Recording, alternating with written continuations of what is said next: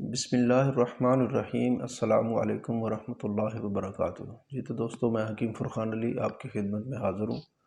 آج کا ہمارا ٹاپک جو ہے وہ اسقاط حمل، جسے اٹھراء بولتے ہیں، یا حمل ضائع ہو جاتا ہے۔ تو یہ حمل ضائع کیوں ہوتا ہے، اس کی علامات اور اس کی وجوہات، اور اس کا جو اکثر ترین اور مجرب ترین اور یاب ترین جو علاج ہے، وہ انشاءاللہ اللہ کے فضل و کرم سے آج آپ کی خدمت میں پیش کیا جائے گا۔ تو دوستو، یہ مرض اور اس کی علامات اور وجوہات جو ہیں، اس میں سب سے پہلے نمبر پر تو حمل کی جو مدت ہے وہ 9 مہینے اور کچھ دن ہوتی ہے، لیکن یہ اسقاط حمل جو ہوتا ہے یہ 9 مہینے سے پہلے ہی رحم سے خارج ہو جاتا ہے۔ تو اس وجہ سے اس کا خطرہ زیادہ ہوتا ہے کہ ایسے بچے جو ہیں وہ زندہ نہیں رہتے۔ تو آئے سال بہت سی قیمتی جانیں جو ہیں وہ اس مرض سے ضائع ہو جاتی ہیں۔ اتنے بچے جو ہیں وہ پیدا نہیں ہوتے جتنے کہ اس مرض سے ضائع ہو جاتے ہیں۔ تو عموماً جو ہے اس مرض کا خطرہ جو ہے وہ تقریباً 3 سے 4 ماہ زیادہ ہوتا ہے، لیکن اس کے بعد جب حمل جو ہے وہ پختہ ہو جاتا ہے تو پھر اس کا خطرہ جو ہے وہ کم ہو جاتا ہے۔ لیکن خطرہ جو ہے اس کا رہتا ہے لیکن کم ہو جاتا ہے، اور بعض کا دیکھنے میں آیا ہے کہ 7ویں منتھ میں جب اگر بچہ پیدا ہو جاتا ہے تو یہ حمل جو ہے یہ ثابت رہتا ہے اور بچہ جو ہے وہ زندہ رہتا ہے۔ تو اگر چوتھے مہینے میں، تیسرے مہینے میں، یا 5ویں میں، 6ٹھے میں ایسا مسئلہ بنتا ہے تو ایسا بچہ جو ہوتا ہے، ایسا حمل جو ہوتا ہے، یہ بچہ وہ زندہ نہیں رہ پاتا۔ اس میں کچھ وجوہات ہوتی ہیں جس وجہ سے کہ حمل کو ضائع کرنا پڑتا ہے، تو وہ بھی مستند جو ڈاکٹر ہوتے ہیں ان کے مشورے کے مطابق جو ہے وہ حمل کو ضائع کیا جائے، ورنہ یہ قانوناً جرم ہے۔ بھارت میں بھی اس کی بہت زیادہ جو ہے وہ سختی ہے، تو شریعتی لحاظ سے بھی جو ہے اس کو ضائع کرنا جو ہے وہ بہت بڑا گناہ ہے۔ تو کچھ ایسی علامات ہوتی ہیں جن وجہ سے یہ حمل کو ضائع کرنا پڑتا ہے۔ اس میں بچے کی گروتھ نہیں ہوئی، بچے کا جو جسم ہے وہ مکمل نہیں ہوا، تو اس وجہ سے اگر بچہ جو ہے وہ پیٹ میں فوت ہو چکا ہے تو اس وجہ سے، یا کوئی ایسی بیماری یا مرض ہے جس وجہ سے عورت کو مسئلہ ہو سکتا ہے، اس کی زندگی ضائع ہو سکتی ہے، تو اس وجہ سے بھی حمل ضائع ہو سکتا ہے۔ اور وہ بھی جو مستند ڈاکٹر ہیں یہ ان سے مشورے کے بعد یہ سٹیپ اٹھانا چاہیے۔ ویسے نہیں ہے کہ بس ہو گیا تو بس ٹھیک ہے جی، آپ جو ہے نا وہ کوئی نہ کوئی میڈیسن کھا لیں اور اس کو ضائع کر دیں، نہیں۔ اس کا پوری تحقیق کروائیں، اس کی مکمل تشخیص ہو تو پھر جو یہ قدم اٹھانا چاہیے۔ بعض اوقات بچہ اندر فوت ہو جاتا ہے تو اس کا زہر جو ہے وہ عورت کو کے جسم میں پھیلنے کا خطرہ ہوتا ہے، تو اس وجہ سے بھی اس کا ابورشن وغیرہ جو ہے وہ کروایا جاتا ہے۔ تو یہ کچھ چند احتیاطی تدابیر ہیں جو کہ ان کا خیال رکھنا ضروری ہے۔ تو اس کی جو وجوہات بنتی ہیں اسقاط حمل کی یا حمل ضائع ہونے کی، تو وہ چند آپ کے ساتھ شیئر کرتے ہیں، پھر اس کا جو علاج ہے وہ بھی انشاءاللہ اللہ کے فضل و کرم سے آپ کو بتاتے ہیں۔ تو سب سے پہلے نمبر پر ایسی عورتیں جن کو حمل ہو چکا ہے تو ان کو چاہیے کہ وہ اچھلنے کا، کودنے کا، یا وزن اٹھانے کا، یا سیڑھیاں وغیرہ چڑھنا، تو ایسی جو چیزیں ہوتی ہیں ان سے پرہیز کریں وہ۔ اور دوسرے نمبر پر رنج و غم وغیرہ، ٹینشن زیادہ جو ہوتی ہے، یا کسی قسم کا حادثاتی طور پر ایسا کوئی خبر جو ہوتی ہے، اس وجہ سے بھی یہ مسئلہ پیدا ہو جاتا ہے، حمل ضائع ہونے کا خطرہ ہوتا ہے۔ تو اسی طرح جن کی رحم کمزور ہوتی ہے ان کو بھی یہ مسئلہ ہوتا ہے، جن کے اندر خون کی کمی ہوتی ہے ان کو بھی یہ مسئلہ ہوتا ہے، زیادہ جو گرم اور خشک چیزیں استعمال کرتی ہیں ان کو بھی یہ مسئلہ ہو جاتا ہے، زیادہ ثقیل جو سخت چیزیں ہوتی ہیں ان کے استعمال سے بھی جو ہے حمل ضائع ہونے کا خطرہ ہوتا ہے۔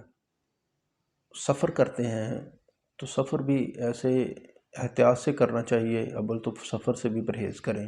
تو اسی طرح کچھ ایسے مرض بھی ہوتے ہیں جن کی وجہ سے حمل ضائع ہونے کا خطرہ ہوتا ہے، جس میں خسرہ، نمونیا، شدید قسم کا نمونیا اور شدید قسم کی کھانسی جو ہوتی ہے اس سے بھی حمل ضائع ہونے کا خطرہ ہوتا ہے۔ تو ان چیزوں کا بھی، ان امراض کا بھی علاج جو ہے وہ ضروری ہوتا ہے۔ تو اس کی جو علامات ہیں اس میں بھی کچھ چند چیزیں ایسی ہیں جن کی احتیاط کرنا ضروری ہے۔ اگر مریض کو یہ شکایات ظاہر ہو رہی ہوں تو پھر اس کے لیے احتیاطی تدابیر جو ہیں وہ سب سے پہلے نمبر پر اپنانی چاہیے۔ اس کے بعد پھر جو ہے اس کا علاج جو ہے وہ آپ کو بتاتے ہیں۔ تو کچھ چند احتیاطی تدابیر ہیں جو کہ اگر یہ امراض جو حمل والی عورتیں ہیں ان کو نظر آ رہی ہیں کہ ہمارے جسم کے ساتھ یہ کیفیت پیدا ہو گئی ہے، تو ان کو چاہیے فوری طور پر کسی اچھے طبیب یا ڈاکٹر کو بلائیں، تو یہ احتیاطی تدابیر کے ساتھ جو ہے وہ اپنا علاج کروائیں۔ تو اس میں سب سے پہلے نمبر پر جو عورت ہوتی ہے اس کو سستی اور بے چینی سی ہونا شروع ہو جاتی ہے۔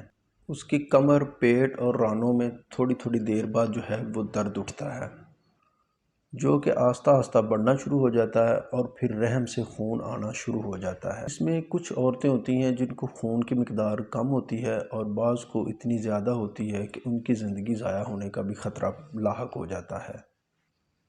تو یہ کچھ چند جو ہیں علامات ہیں، ان کو ذہن نشین رکھیں، اور جب یہ مسئلہ پیدا ہونا شروع ہو تو فوری طور پر جب خون کا داغ وغیرہ جو لگتا ہے تو فوری طور پر جو ہے وہ پاؤں کی طرف سے جو چارپائی ہے اس کو 6 سے 7 انچ جو ہے وہ اونچا کر دیں، تاکہ خون کا بہاؤ جو ہے وہ دماغ کی طرف جانا شروع ہو جائے۔ تو اس سے بھی کافی فائدہ ہوگا، اور پھر جو ہے اس کا علاج جو ہے وہ بھی ساتھ میں کرنا شروع کر دیں۔ تو اس کا علاج جو ہے وہ نوٹ فرمائیں۔ اس کے 2 علاج ہیں جو کہ الحمدللہ اللہ کے فضل و کرم سے کامیاب ترین ہیں۔ تو اس میں سب سے پہلے نمبر پر جو ہے وہ مروارید، جسے سچے موتی بولتے ہیں، وہ لینا ہے۔ اس کا سفوف کریں ارگ کے ساتھ۔ اس کے بعد آپ نے سندل سفید لینا ہے، تباشیر، مازو لینا ہے، بے سوراخ جو ہوتا ہے مازو، وہ تباشیر، سندل، اور اس کے ساتھ جو ہے وہ آپ نے مروارید جو ہیں سفوف کیے ہوئے وہ ساتھ شامل کرنے ہیں۔ تو اس کی مقدار خوراک جو ہے مثال کے طور پر اگر آپ نے مروارید 2 تولے لیا ہے تو اس کے ساتھ سندل جو ہے وہ بھی 2 تولے، اور تباشیر جو ہے وہ بھی، اور مازو یہ بھی، ان کا برابر وزن ہونا چاہیے۔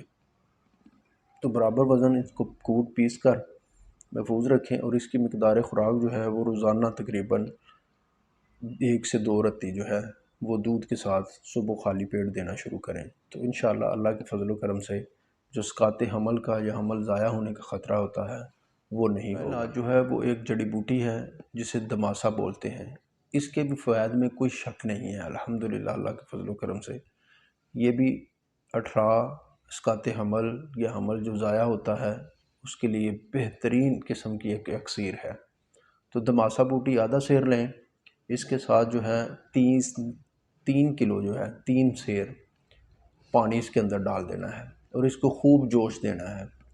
خوب جوش دینے کے بعد اس کو ٹھنڈا کر لیں، اور یہ ایک کہوہ سا تیار ہو جائے گا۔ تو روزانہ صبح جب حمل سٹارٹ ہو جاتا ہے تو روزانہ صبح جو ہے یہ خوراک دینا شروع کر دیں، اس کی تقریباً آدھا کپ جو ہے روزانہ یہ مریض کو تقریباً متواتر استعمال کرواتے رہیں۔ تو انشاءاللہ اللہ کے فضل و کرم سے جو اسقاط حمل کا مسئلہ ہے، اٹھراء کا مسئلہ ہے، یا حمل ضائع ہو جاتا ہے، تو انشاءاللہ اللہ کے فضل و کرم سے ان نسخہ جات سے یہ مرض اللہ کے فضل و کرم سے مکمل طور پر ختم ہو جائے گا، اور انشاءاللہ اللہ کے فضل و کرم سے اللہ تعالیٰ اولاد نرینہ جو ہے وہ عطا کرے گا۔ تو آج دوستو ہم نے آپ کو اٹھراء کے متعلق جو ہے وہ مکمل معلومات دی ہے۔ تو انشاءاللہ اللہ کے فضل و کرم سے نیکسٹ ٹاپک کے ساتھ ایک نئی چیز لے کے آپ کے ساتھ حاضر ہوں گے۔ تب تک کے لیے مجھے اجازت دیجیے۔ دعا ہے اللہ سے کہ اللہ تعالیٰ آپ سب کو اور ہم کو صحت و تندرستی والی لمبی زندگی عطا فرمائے۔ آپ کا دعا گو حکیم فرقان علی۔ اللہ حافظ جی۔